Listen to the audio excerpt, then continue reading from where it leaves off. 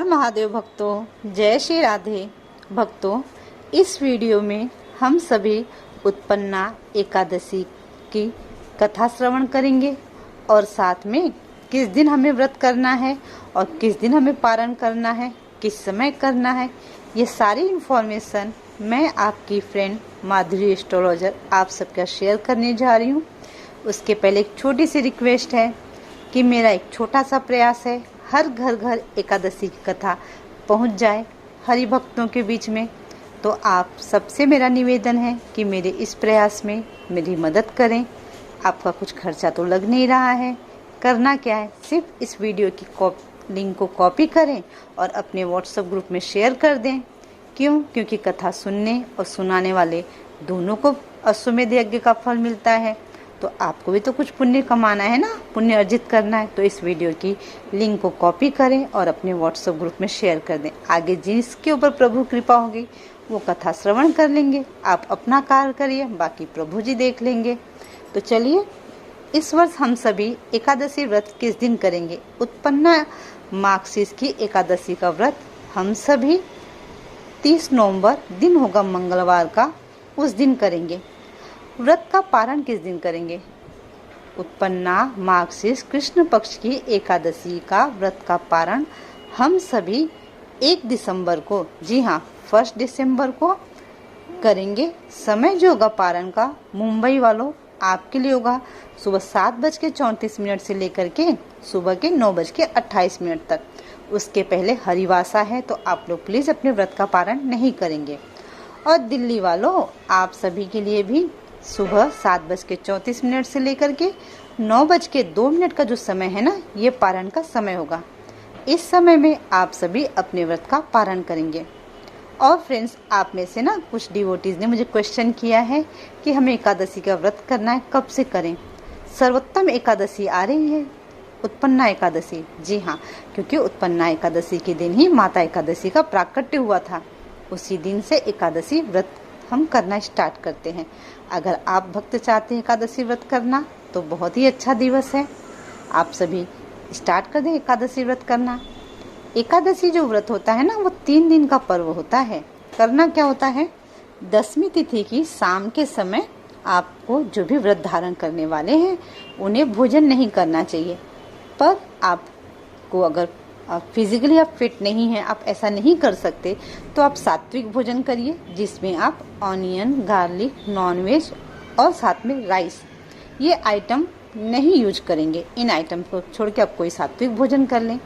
फिर एकादशी के दिन व्रत करना होता है और प्रभु की पूजा करनी होती है। रात्रि में जागरण कर सके तो अच्छी बात है, नहीं कर सकते हैं तो कुछ देर बैठ करके प्रभु के सामने भजन कीर्तन कर लें। और फिर द्वादशी के दिन आपको पारण समय में अपने व्रत का पारण करना चाहिए। ये संक्षेप में मैंने आपके साथ एकादशी व्रत करने का रूल शेयर किया है। अब चलिए हम सभी कथा श्रवण करेंगे। उसके पूर्व प्रभु के नाम संकीर्तन करते हुए स्टार्ट करें। श्री कृष्ण गोविंद हरे मुरारे, हे नाथ नारायण वासुदेव, राधे कृष्णा राधे राधे राधे कृष्णा। श्री कृष्ण गोविंद हरे मुरारे, हे नाथ नारायण वासुदेव, राधे कृष्णा राधे राधे कृष्णा। श्री कृष्ण गोविंद हरे मुरारे, हे नाथ नारायण वासुदेव, राधे कृष्णा राधे कृष्णा। भक्तों, अब हम सभी एकादशी व्रत का महात्म्य श्रवण करते हैं। श्री सूत जी महाराज सौनक आदि 88,000 ऋषियों से बोले, हे महर्षियों, 1 वर्ष के अंदर 12 महीने होते हैं और 1 महीने में 2 एकादशी होती है। सो 1 वर्ष में 24 एकादशी होती है। जिस वर्ष अधिक मास पड़ता है उस वर्ष 2 एकादशी बढ़ जाती है। इस तरह कुल 26 एकादशी होती है। एकादशी के नाम इस प्रकार हैं: उत्पन्ना एकादशी, मोक्षदा, जो करने से मोक्ष की प्राप्ति होती है। सफला एकादशी, जिसका व्रत करने से हर कार्य में सफलता मिलती है। पुत्रदा एकादशी, इसका व्रत करने से हमें पुत्र रत्न की प्राप्ति होती है। षष्ठीला एकादशी, फिर आती है जया, विजया, आमल की पाप मोचनी, जिसका व्रत करने से सभी प्रकार के पापों का नाश होता है। कामदा, बरुधनी, मोहनी, अपरा, निर्जला, योगिनी, देवसैनी, कामिदा, पुत्रदा, अजा, परिवर्तिनी, इंद्रा, पासाकुंसा, रमा, देवोत्थान और अधिक मास होने पर 2 एकादशियां बढ़ जाती हैं। उनका नाम है पद्मिनी और परमा।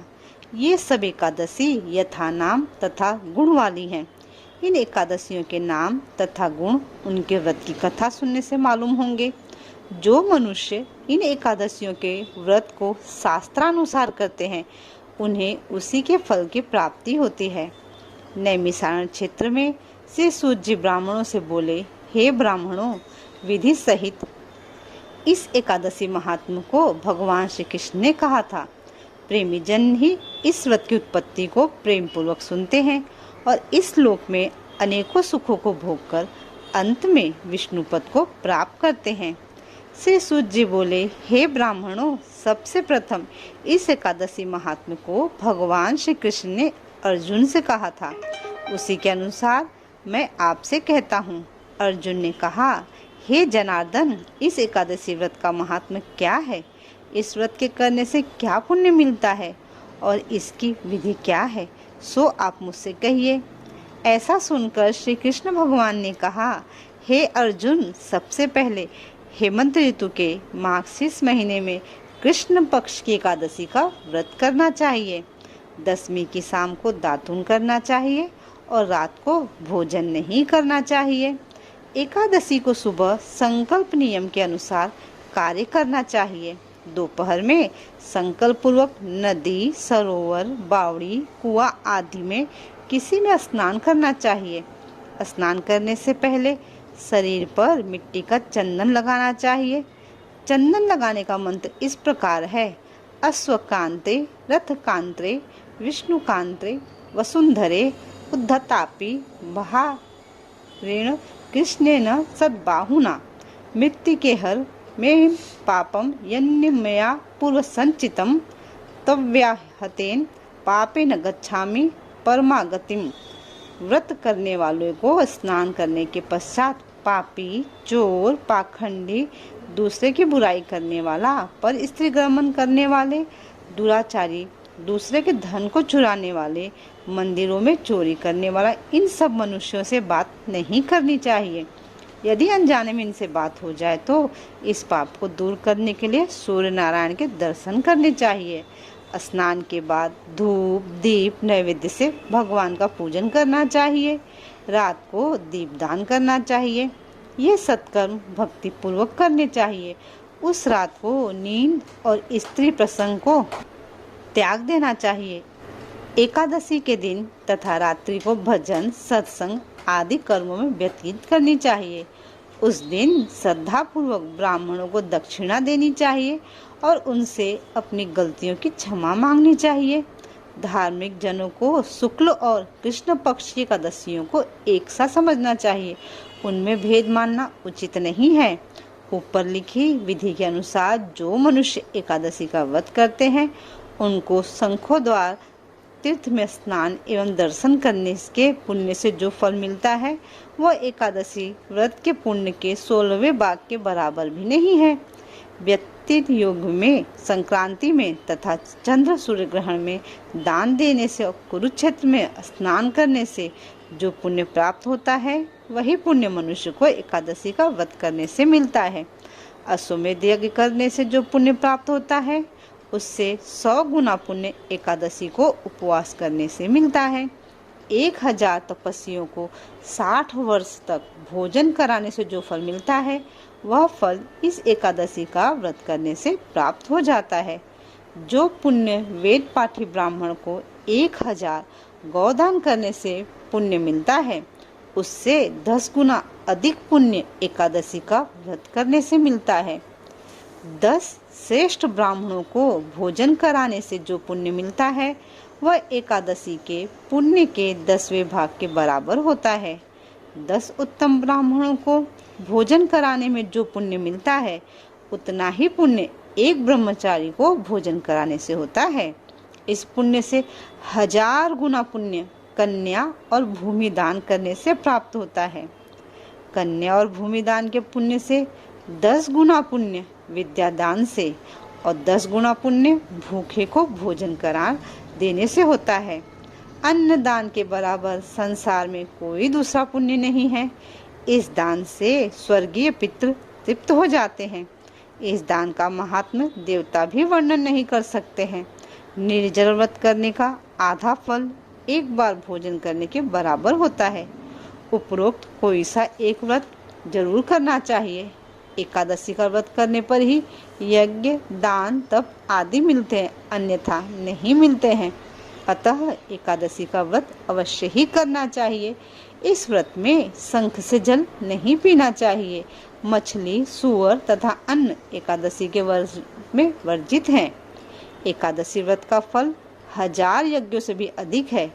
ऐसा सुनकर अर्जुन ने कहा, हे भगवान, आपने इस एकादशी के पुण्य को अनेक तीर्थों के पुण्य से श्रेष्ठ तथा पवित्र क्यों बतलाया है? सो सब कहिए। भगवान बोले, हे अर्जुन, सतयुग में एक महाभयंकर मूर नाम दैत्य का था। उस मूर दैत्य से सभी देवता अत्यंत भयभीत रहते थे। दैत्य ने इंद्र आदि देवताओं को जीत लिया और उनको उनके स्थान से गिरा दिया। तब देवेंद्र ने महेंद्र से प्रार्थना की कि हे शिव शंकर, हम सब लोग इस समय मूल दैत्य के अत्याचारों से मृत्यु लोक में अपना जीवन व्यतीत कर रहे हैं। कृपा कर इस दुख से छूटने का उपाय बताइए। महादेव जी बोले, हे देवेंद्र, आप श्री विष्णु भगवान के पास जाइए। इंद्र तथा अन्य देवता क्षीर सागर में, जहाँ पर भगवान विष्णु शेष शैया पर शयन कर रहे थे, वहां गए और देवताओं सहित इंद्र ने उनकी स्तुति इस प्रकार की, हे देवताओं के देवता और देवताओं के देवताओं द्वारा स्तुतित करने योग्य, और आपको बारंबार प्रणाम है प्रभु। हे भगवान, कोटि कोटि प्रणाम है प्रभु, श्री चरणों में बारंबार प्रणाम है। हे दैत्यों के संहारक, हे मधुसूदन, आप हमारी रक्षा करें प्रभु। हे जगन्नाथ, समस्त देव दैत्यों से भयभीत होकर आपकी शरण में आए हैं। आप ही इस संसार के कारण और कर्ता हैं, सबके माता पिता हैं, जगत की उत्पत्ति, पालन और संहार करता तथा देवताओं की सहायता करने वाले और शांति प्रदान करने वाले हैं। आकाश पाताल आप ही हैं। तीनों लोगों को उत्पन्न करने वाले ब्रह्मा, सूर्य, चंद्र, अग्नि, हव्य, स्मरण, मंत्र, यजमान, यज्ञ, कर्म, कर्ता, भोक्ता आदि सब आप ही हैं। हे देव, शरण में आए हुए की आप ही रक्षा करने वाले हैं। इस समय दैत्यों ने हमें स्वर्ग से निकाल दिया है। अब आप हमारी रक्षा कीजिए प्रभु। देवताओं द्वारा करुण वाणी को सुनकर श्री विष्णु भगवान बोले, हे देवताओं, वो कौन सा दैत्य है जिसने देवताओं को जीत लिया है? कहाँ रहता है तथा उसमें कौन सा बल है? यह सब मुझसे कहो। भगवान के वचन को सुनकर इंद्र बोले, हे भगवान, प्राचीन समय में नाड़ी जंग नाम का एक दैत्य था। उस दैत्य की ब्रह्मवंश से उत्पत्ति हुई थी। उसी दैत्य के लड़के का नाम मुर है। वह अपनी राजधानी चंद्रावती में, जिसने अपने बल से समस्त विश्व को जीत और सब देवताओं को देवलोक से निकालकर इंद्र, अग्नि, यम, वरुण, चंद्रमा, सूर्य बनकर पृथ्वी को तपाता है, मेघ बनकर जल की वर्षा करता है। अतः आप उस दैत्य को मार कर देवताओं को जीत कर आओ। इंद्र के वचन सुनकर श्री विष्णु भगवान बोले, हे देवताओं, मैं तुम्हारे शत्रु का शीघ्र ही संहार करूंगा। अब सब आप लोग चंद्रावती नगरी को जाइए। इस प्रकार भगवान विष्णु देवताओं से कहकर उनके पीछे पीछे चंद्रावती नगरी को चल दिए। उस समय मूल अनेक के दैत्यों के साथ युद्ध भूमि में गरज रहा था। युद्ध होने पर असंख्य दानव अनेकों अस्त्र शस्त्रों को धारण कर देवताओं से युद्ध करने लगे, परंतु देवता दानवों के आगे एक क्षण भी न ठहर सके। तब भगवान भी युद्ध भूमि में आ गए। भगवान विष्णु को देखा तो उन पर अस्त्र शस्त्रों का प्रहार करने लगे। भगवान भी चक्र और गदा से उनके शस्त्रों को नष्ट करने लगे। इस युद्ध में अनेकों दानव सदैव के लिए सो गए, परंतु दैत्यों का राजा मूल भगवान के साथ निश्चल भाव से युद्ध करता रहा। भगवान विष्णु मूल को मारने के लिए जिस जिस प्रकार के शस्त्रों का प्रयोग करते, वे सब उसके तेज से नष्ट होकर उस पर पुष्पों के समान गिरने लगे। वह आपस में मल्लयुद्ध करने लगे, परंतु उस दैत्य को न जीत सके। अंत में भगवान विष्णु शांत होकर विश्राम करने की इच्छा से बद्रिकाश्रम चले गए। उस समय 48 कोस लंबी एक द्वार वाली हेमवती नाम की गुफा में शयन करने के लिए भगवान घुसे। हे अर्जुन, अतः मैं उस गुफा में मैंने शयन किया। वह दैत्य भी वहां आया, मुझको शयन करता देख मारने को तैयार हो गया। उसी समय मेरी देह से एक अत्यंत सुंदर कन्या दिव्य अस्त्र धारण करके उत्पन्न हुई और दैत्य के सामने आकर युद्ध करने लगी। वह दैत्य इस कन्या से लगातार युद्ध करता रहा। कुछ समय बीतने पर इस कन्या ने क्रोध में आकर उस दैत्य के अस्त्र शस्त्रों को टुकड़े टुकड़े कर दिए, रथ तोड़ दिया। तब वह दैत्य महान क्रोध करके उससे मल्लयुद्ध करने लगा। उस कन्या ने उसको धक्का मारकर मूर्छित कर दिया। जब वह दैत्य मूर्छा से जगा तो उस कन्या ने उसका सिर काट यमपुर पहुंचा दिया। अन्य समस्त दानव भी ऐसा देखकर पाताल लोक को भाग गए। जब भगवान विष्णु की निद्रा टूटी तो उस दैत्य को मरा देखकर अत्यंत आश्चर्य करने लगे और विचारने लगे, इस दैत्य को किसने मारा। तब कन्या भगवान से हाथ जोड़कर बोली, हे भगवान, यह दैत्य आपको मारने को तैयार था, तब मैंने आपके शरीर से उत्पन्न होकर इसका वध किया है। इस पर भगवान बोले, हे कन्या, तूने इसको मारा है, अतः मैं तेरे ऊपर प्रसन्न हूँ। तू तीनों लोकों के देवताओं को सुखी किया है, इसलिए तू अपनी इच्छा अनुसार कोई वरदान मांग। कन्या बोली, हे भगवान, मुझे यह वरदान दीजिए कि जो मेरा वध करे उसके समस्त पाप नष्ट हों और अंत में स्वर्ग को जाएं। मेरे वध का आधा फल रात्रि को मिले और उससे आधा फल एक समय भोजन करने वाले को मिले। जो मनुष्य भक्ति पूर्वक मेरे वध को करे वह निश्चय ही आपके लोक को प्राप्त करे। कृपया मुझे ऐसा वरदान दीजिए प्रभु। जो मनुष्य मेरे दिन तथा रात्रि को एक बार भोजन करें वे धन धान्य से भरपूर रहें। इस पर भगवान विष्णु उस कन्या से बोले, हे कल्याणी, ऐसा ही होगा। मेरे और तेरे भक्त एक ही होंगे और अंत में संसार प्रसिद्धि को प्राप्त होकर मेरे लोक को प्राप्त करेंगे। हे कन्या, एकादशी को पैदा होने से तेरा नाम भी एकादशी हुआ। जो मनुष्य तेरे इस दिन का व्रत करेंगे उनके समस्त पाप नष्ट हो जाएंगे और अंत में मुक्ति को प्राप्त करेंगे। तू मेरे लिए अब तीज, आठे, नौमी और 14 से भी अधिक प्रिय है। तेरे व्रत का फल सब तीर्थों के फल से महान होगा, यह मेरा कथन सत्य है। ऐसे कहकर भगवान उसी स्थान पर अंतर्धान हो गए। बोले भक्तवत्सल भगवान की जय। एकादशी भी भगवान के उत्तम वचनों को सुनकर अत्यंत प्रसन्न हुई। हे अर्जुन, सब तीर्थों, दानों, व्रतों के फल से एकादशी व्रत का फल सर्वश्रेष्ठ है। मैं एकादशी व्रत करने वाले मनुष्य के शत्रुओं को, विघ्नों को नष्ट कर देता हूँ और उन्हें मोक्ष दिलाता हूँ। अर्जुन, यह मैंने तुमसे एकादशी की उत्पत्ति के बारे में व्रत बताया है। एकादशी पापों को नष्ट करने वाली और सिद्धि देने वाली है। उत्तम मनुष्यों को दोनों पक्षों की एकादशियों को समान समझना चाहिए, उनमें भेदभाव मानना उचित नहीं है। जो पुरुष विष्णु भक्त हैं उनको धन्य है।